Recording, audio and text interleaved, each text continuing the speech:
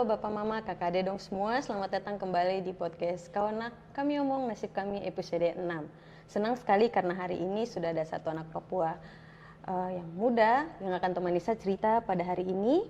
Seorang komika yang lewat humor sering sekali menyampaikan dia punya rasa kekesalan atau fakta-fakta yang terjadi di tanah Papua dan juga kehidupan yang terjadi di sekitar kita. Sudah ada sama-sama dengan saya Kakak Haikal di sini. Halo Kakak Haikal. Hormat, halo. Terima kasih sudah mau hadir sama-sama dengan Kitong di studio. Siap. Sebelumnya Kakak bisa kasih memperkenalkan Kakak pu diri dulu Kak untuk tong punya penonton. Kakak pu latar belakang, silakan Kakak. Baik, nama panjang Haikal, nama pendek Haikal Maltus. Apa ya, akhir-akhir ini aktif di komunitas stand up Indo Jayapura sebagai seorang komika, terus di beberapa komunitas rohani dan beberapa gerakan mahasiswa juga. Oke. Kakak hari ini saya kasih clue sedikit ya. Siap. Hari ini tong akan bahas tentang kondisi anak muda Papua yang apa yang sedang dong rasakan, apa yang menjadi dong punya harapan, kemudian bagaimana dong melihat masa depan Papua di tengah berbagai perubahan yang sedang terjadi saat ini. Sebagai orang yang sering sekali ketemu dan berinteraksi dengan banyak anak muda ya Kakak, sebagai komika juga, saya mau tanya sebenarnya bagaimana Kakak melihat kondisi anak muda Papua saat ini? Apakah dong lebih banyak optimis melihat masa depan atau justru masih banyak yang keresahan-keresahan yang belum terjawab? Silahkan Kakak. Kondisi anak-anak muda Papua saat ini tuh saya bilang bagaimana 50-50 begitu toh. Ada yang maksudnya ada yang fokus mendendong masa depan, ada juga yang tinggal tenang-tenang saja. Apalagi kita bicara mengenai kondisi tanah Papua sekarang ini kan, maksudnya teras semua dari kita anak muda Papua yang ada tinggal di tanah Papua besar nih mau fokus terhadap apa yang terjadi di tanah itu. Kayak sekarang aja lagi ajang Piala Dunia kayak begitu, di tengah marak-maraknya orang berteriak tolak PSN dan lain sebagainya, anak muda juga ada ikut bersuara. Ada yang maksudnya ada yang abaikan, ada yang bantu bersuara. Jadi kita juga berusaha cari solusi untuk bagaimana kita semua satu suara gitu, biar karena kita berpikir bahwa hari ini kita terbaik-baik saja begitu. Maksudnya jangan terlalu munafik untuk bilang saya terapa-apa, mau kosong itu. Karena kita terasa hari ini, dampak tuh nanti tong rasa di tong anak cucu generasi sana nanti susah sekali. Begitu ya. Betul juga Kakak. Dengan euforia orang Papua yang semangat Piala Dunia kayaknya dong bilang. Tapi kalau tong bicara lagi soal kehidupan sehari-hari anak muda, secara khusus anak muda Papua ya Kakak, menurut Kakak isu yang paling banyak yang perlu tong bahas sekarang tuh apa? Apakah soal pendidikan kah, lapangan pekerjaan kah, pembangunan, lingkungan hidup, atau mungkin soal ruang menyampaikan pendapat? Atau mungkin ada hal-hal lain yang Kakak pikir penting sekali juga untuk jadi tong punya sorotan sebagai anak muda Papua? Kalau menurut saya untuk anak muda Papua soroti isu-isu yang ada terjadi nih, isu-isu yang tadi Kakak Cia sebutkan tuh sebenarnya dia saling ini, dia punya keterkaitan toh. Korelasi lah. Iya, cuman yang secara umum terjadi kan paling dong bicara pendidikan, kesehatan, lapangan kerja. Satu orang yang maksudnya pernah tuh saya berpikir begini, bukan saya berpikir ya, ini dari sapu pandangan saja bilang mengibaratkan bahwa pendidikan tuh jalan. Pendidikan tuh jalan jalan ke sebuah tujuan gitu. Pembangunan tuh tujuan, lapangan pekerjaan tuh tujuan gitu. Tapi di sisi lain juga kita masih lihat kita punya anak muda Papua yang maksudnya dong berusaha kejar dong masa depan, tapi ketika dong kembali ke dong tanah sendiri, dong kembali tanya ke orang lagi, tempat yang waktu itu kita bertumbuh sekarang ada di mana kayak gitu. Karena di zaman sekarang nih kalau kita bicara pembangunan juga kita lihat orang bongkar hutan, bangun jalan, gedung-gedung berdiri tinggi, kita macam ada berdiri di persimpangan baru saksikan itu semua sambil berharap kalau semua yang dong ada lakukan tuh suatu saat dong bisa panggil kita anak Papua juga kerja. Nah kalau misalkan tentang ruang beraspirasi selama ini nih kita anak muda Papua ini tong pengen untuk bicara, tapi apa daya kita kalau misalkan kita pu suara nih selalu pelan gitu untuk didengar kayak gitu. Ya mungkin satu hal yang aku percaya saja bisa suatu saat nanti pasti bisa didengar kayak gitu. Betul juga kakak, kadang maksudnya ada rasa ingin membangun tong putana sendiri, tapi kadang ruang untuk tong sendiri juga tuh terhadap gitu, kayak pulang ke rumah tapi bukan di rumah kayak ini Bukan dong di bilang. rumah, betul. Terus juga kira-kira kan akhir-akhir ini juga kita lihat kalau di TV-TV nasional tuh apa namanya, kita punya anak-anak muda yang ada di Jakarta sana, teman-teman mahasiswa aktivis dong sudah melakukan aspirasi di jalan, misalnya terkait MBG, mengkritik pemerintah pusat, presiden dan lain sebagainya. Kebijakan pemerintah juga menjadi salah satu kritikannya dorang ya kakak. Menurut kakak, kira-kira kita anak muda Papua juga nih punya keresahan yang sama kuatnya untuk hal-hal yang terjadi di Papua atau tidak? Kalau macam misalnya ada dari kakak punya pandangan, kenapa menurut kakak tong punya cara menyampaikan keresahan ini sering berbeda dengan dong di Jakarta? Atau mungkin sudah sama, cuman memang pola pemikiran atau penglihatan lawannya kita orang itu yang berbeda terhadap kita orang, atau seperti apa? Bagus pertanyaan ini, saya suka sekali karena memang saya pengen bicara supaya juga berharap pada pejabat yang nonton podcast ini tuh dia bisa dengar, dia bisa tahu gitu, dia bisa bantu teruskan menjembatani kita ke suara-suara nih. Jadi keresahan yang anak-anak dong di Indonesia Barat sana, di ibu kota sana, sama kita yang ada di ujung timur Indonesia nih, sebenarnya kita punya keresahan sama begitu, betul. Cuman yang bikin tong berbeda adalah dong semua dong di Indonesia Barat dong bicara di panggung nasional kayak begitu. Nah sedangkan kita di daerah nih, kadang kita pun anak muda juga mau bersuara tapi masih dalam konteks belum punya ruang yang aman gitu untuk dong bicara. Kadang dong mau bicara tapi apa daya dong kalau misalkan dong bicara juga dong diabaikan kayak begitu. Sementara dong di Jakarta kan dong bicara langsung depan gedung negara, depan istana. Sedangkan kita di sini ya itu, kita mau bicara salah, tidak bicara juga salah, tongpu suara juga dibungkam.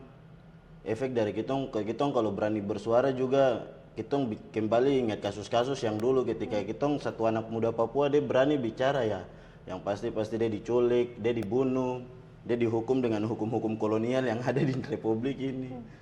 Jadi yang saya rasa tuh hanya itu saja yang buat kita berbeda. Cuman jadi yang bikin kita bicara tuh maksudnya seperti yang tadi saya bilang, kalau kita nih bisa bersuara tapi suara nih dia pelan sekali. Tuh, ada yang bicara lewat apa yang dong miliki begitu toh, dari dan dong cara masing-masing gitu. Ibarat inilah sungai yang ada di pegunungan gitu, dia air turun sampai ke bawah sana pelan tapi nanti sampai itu Slow but harapan. sure. Itu sudah. Kira-kira kakak melihat atau tidak, apakah saat ini kita anak muda Papua sudah punya ruang yang cukup untuk menyampaikan pendapat, kritik, atau bahkan ide-ide yang tong punya tentang masa depan Papua? Atau justru masih ada banyak hal yang bikin dong rasa kayak suaranya tuh, tong suara nih belum benar-benar didengar gitu, kayak sebenarnya tuh tong anak Papua nih bisa, tapi terada apa yang tong bicara nih kayak macam sudah kan sabar dulu sudah, tong bikin yang ini dulu, kayak gitu. Iya, kalau dari saya tuh untuk ruang-ruang seperti kayak begitu tuh masih sangat minim sekali, maksudnya untuk hitung di tanah Papua ya.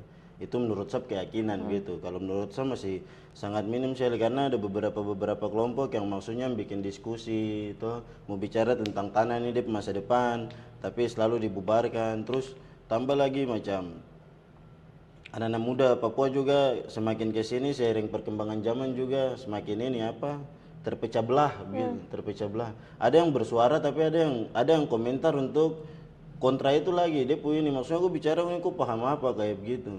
Bahkan satu pernah bikin saya mencoba bersuara tuh terkait kondisi yang ada terjadi di tanah Papua nih, tapi dapat komentar begini, Kak, kitong nih su capek untuk mau bicara-bicara. Kitong pu suara nih percuma kitong bicara kalau tong suara nih juga tidak pernah didengar. Saya bilang betul, itu satu hal yang maksudnya benar. Saya juga rasa hal itu, cuma Sama teman-teman yang komentar seperti kayak begitu tuh pastikan dong juga ada di lapangan ketika kita semua berdiri bicara kayak gitu. Jangan kok tinggal enak kok komentar terasa sesuai dengan data, kan itu kan jadinya jelek gitu. Akhirnya muncul pertanyaan, bah kok ini kok dari mana baru kok komentar kayak begini. Selama ini karena saya juga dapat kalimat-kalimat yang Haikal kok dari mana aja, kita tidak pernah lihat kok di demo kayak begitu. Saya bilang di demo juga tidak pernah lihat orang yang bilang saya itu kayak begitu. Jadi minimnya ruang-ruang nih buat saya juga kadang risih gitu. Maksudnya pemikiran dari generasi muda, anak-anak muda nih penting sekali karena dong yang mengerti zaman nih. Dong yang mengerti zaman. Kalau kita bicara kita orang-orang tua dong yang lahir dari tahun 60 sampai ke 90-an, kakak-kakak yang 90-an nih, oke dong masih dong zaman baku-baku konek lah. Tapi lewat dari tahun 96 ke bawah gensi kita orang nih kan kita beda toh.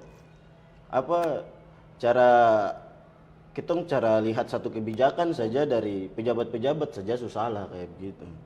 Jadi saya berpikir sebaiknya ruang-ruang diskusi untuk anak-anak muda tuh diperbanyak dan maksudnya anak-anak muda juga harus selalu sadar bahwa di momen sekarang tanah Papua ada terancam nih, itu hadir di diskusi-diskusi boleh, biar tong sama-sama satu pikir satu paham, biar tong bawa generasi muda Papua, tong adik-adik yang masih punya cita-cita di belakang nih nanti besok dong kayak bagaimana dong bisa jadikan kita contoh yang baik untuk dong tetap hidup di tanah. Kita bukan bicara tentang besok tong dapat kerja, tong jadi ASN dan lain sebagainya toh, cuman tong bicara bagaimana tong bisa hidup kayak gitu. Kakak koma dulu baru silakan minum dulu. Aman. Sudah ada tersedia, silahkan minum dulu karena bahas ini juga lumayan nih.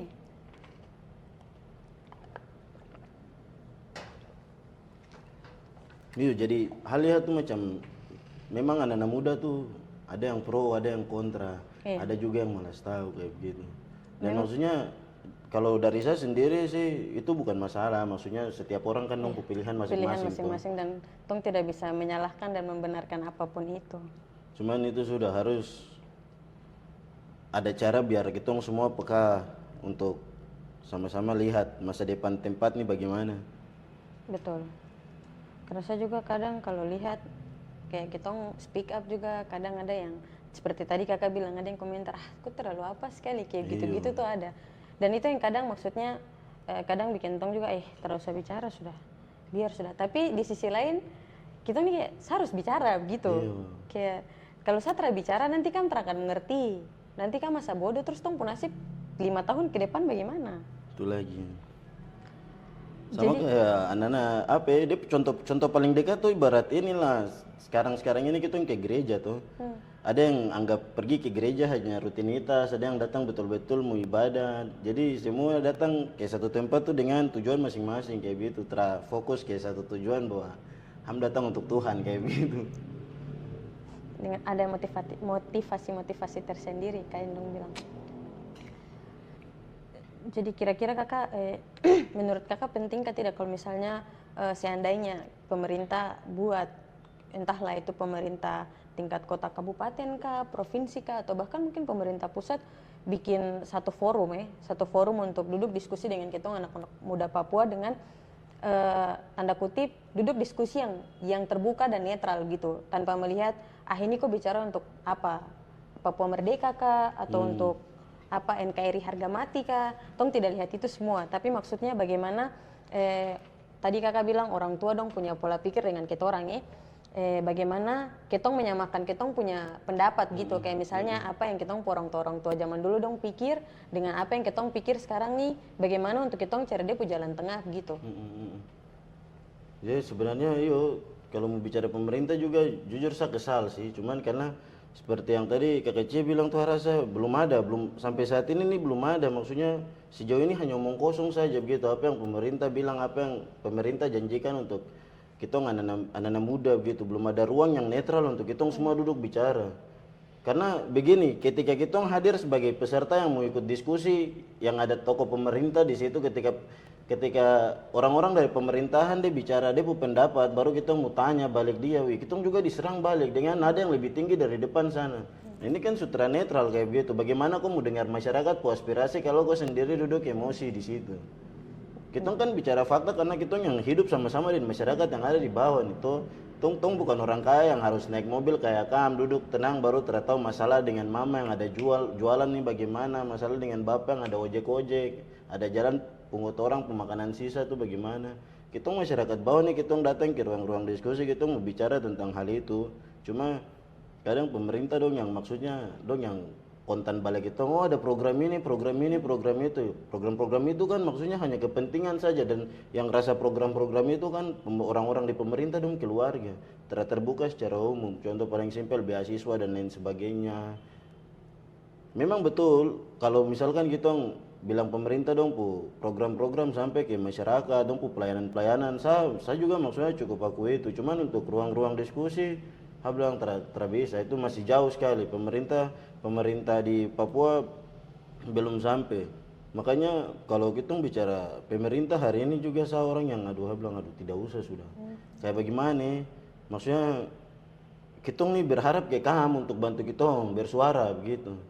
Bersuara cuman apa daya kita orang Papua yang kalau misalkan dapat pekerjaan duduk di kursi tinggal di ruangan kena AC sudah lupa kita yang ada di bawah-bawah semua. Jadi memang saya kecewa sekali kalau mau bicara kita pu bapak-bapak, mama-mama dong semua yang ada duduk di kursi pemerintahan tuh.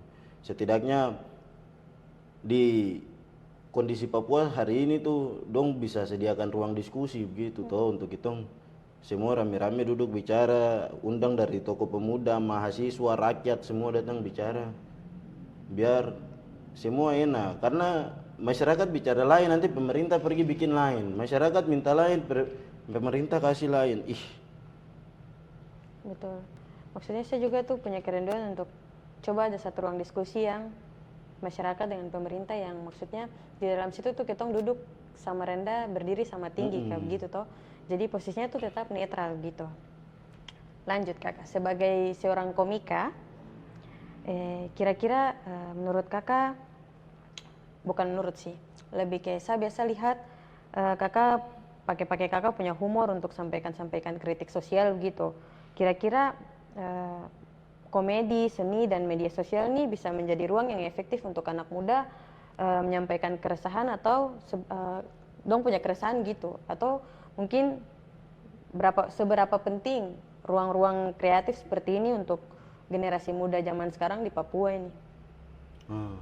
Sebagai komika yang bergerak di seni public speaking dan lain sebagainya, saya adalah orang yang maksudnya saya bukan pernah percaya sampai saat ini masih percaya bahwa kalau kita bicara seni, sejatinya seni itu yang mempersatukan kita orang Papua, bukan politik. Kayak itu menurut saya pendapat menurut hal yang saya percaya kayak begitu. Karena ada teman-teman musisi, ada teman-teman pelukis yang maksudnya dong bersuara lewat apa yang dong punya kayak begitu, termasuk kita yang biasa stand up komedi, terus teman-teman yang bikin konten kreatif juga. Itu harasa dong pakai dong pucara karena hanya hanya lewat telepon genggam saja panggung yang disediakan untuk dorang. Karena dong suara nih tidak bisa sampai ke panggung yang lebih formal kayak begitu toh.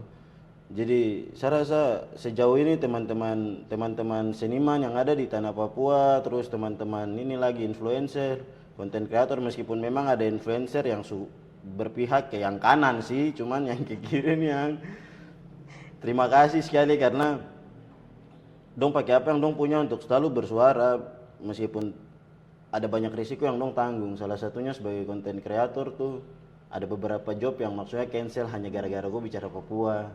Ada kitong sebagai komika juga ada beberapa tempat yang langsung blacklist kitong karena tong bicara Papua kayak gitu. Tapi setidaknya dari teman-teman sini termasuk kitong nih saya rasa betul itu hanya itu saja panggung yang kita punya karena di situ kita ubah resah jadi karya gitu. Terus ubah luka jadi naskah gitu. Sebenarnya ini tadi tong bahas tapi ini dia punya pertanyaan ada di sini sih.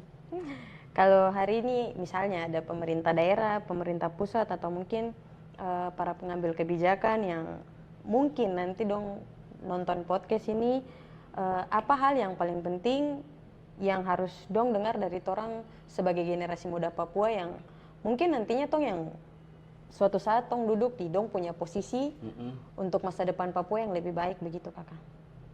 Pesan untuk dorang. Untuk bapak-bapak dong semua yang ada duduk kena AC, yang nanti sebentar pulang naik Fortuner. Kalau misalkan kamu nonton podcast ini betul-betul dari lubuk hati seorang anak muda Papua, mewakili anak-anak muda Papua yang lain di luar sana yang selalu bersuara. Saya mau sampaikan kalau kita sebagai anak muda Papua yang maksudnya selalu bersuara terkait apa yang terjadi di tanah Papua itu mau pesan ke bapak dorang untuk coba sekali-sekali tuh bikin kebijakan dari bawah, jangan kebijakan tinggal dari atas terus. Biar dari bawah, biar semua masyarakat, elemen masyarakat tuh semua bisa rasa apa yang selama ini bapak dong kerjakan. Selama ini kan bapak dong duduk 1 periode, bahkan hampir lanjut 2 periode, tapi kalau hanya begitu-begitu saja bagaimana masyarakat mau percaya. Dan tentunya juga untuk anak-anak muda yang maksudnya di periode berikut kalau misalkan niat untuk mencalonkan diri menjadi wakil rakyat, saya harap sekali pesan-pesan ini nih bisa tersampaikan ke mereka juga dan dong juga bisa jadi pemimpin yang maksudnya ada untuk kitong masyarakat Papua, untuk orang asli Papua terutama, bukan ketika dong dapat jabatan itu dong lupa sama kitong kayak begitu. Contoh paling sederhana tuh salut sekali sama almarhum Bapak Lukas NMB. Dia itu salah satu tokoh yang maksudnya saya terinspirasi dari bapak dia karena bapak dia berani lepas Garuda demi harkat dan martabat orang asli Papua. Pejabat semua kami ingat hal itu. Oke kakak, sebelum tong akhirnya tong punya podcast nih, saya mau kasih satu pertanyaan terakhir. Kalau misalnya suatu saat nanti anak Papua, anak muda Papua berdiri sama-sama untuk menyuarakan harapan, juga dong punya keresahan kepada pemerintah atau pemangku kebijakan. Menurut kakak isu yang paling penting untuk tong perjuangkan itu apa? Dan pesan apa yang sebenarnya ingin dong sampaikan kepada semua orang tentang Papua? Apakah maksudnya Papua yang sebenarnya tong saudara-saudara di Indonesia Barat dong tahu tuh seperti A, tapi ternyata tong tuh B begitu. Kayak sebenarnya tong tuh begini loh. Bukan seperti yang apa yang selama ini kamu dengar, tong tidak seterbelakang itu, tong juga sama seperti kamu gitu. Silakan kakak.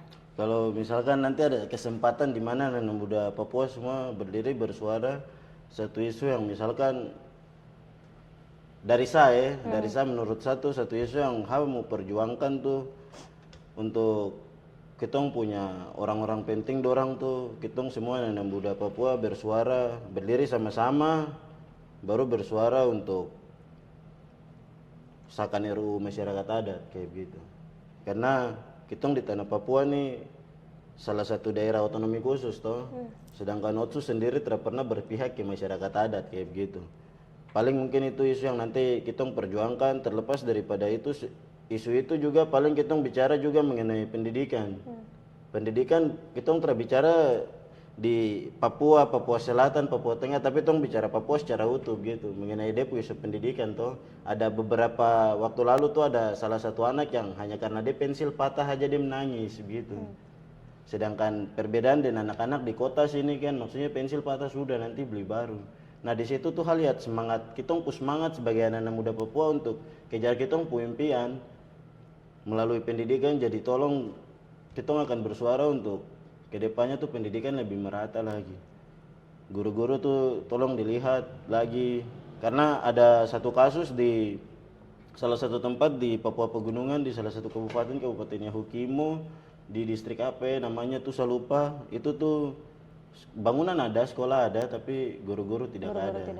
Hanya ada anak-anak asli yang maksudnya dong selesai kuliah dari sini, dong pergi juga mengajar di sana. Panggilan hati saja. Buat dorang kembali. Jadi hal-hal itu yang mungkin sama perjuangkan untuk yang pertama masyarakat adat, yang kedua pendidikan. Kalau bicara kesehatan, mau bicara isi perut, bahwa itu tanah Papua kaya sekali. Karena terlalu kaya tuh yang lain dong sebabat habis membangun sawit.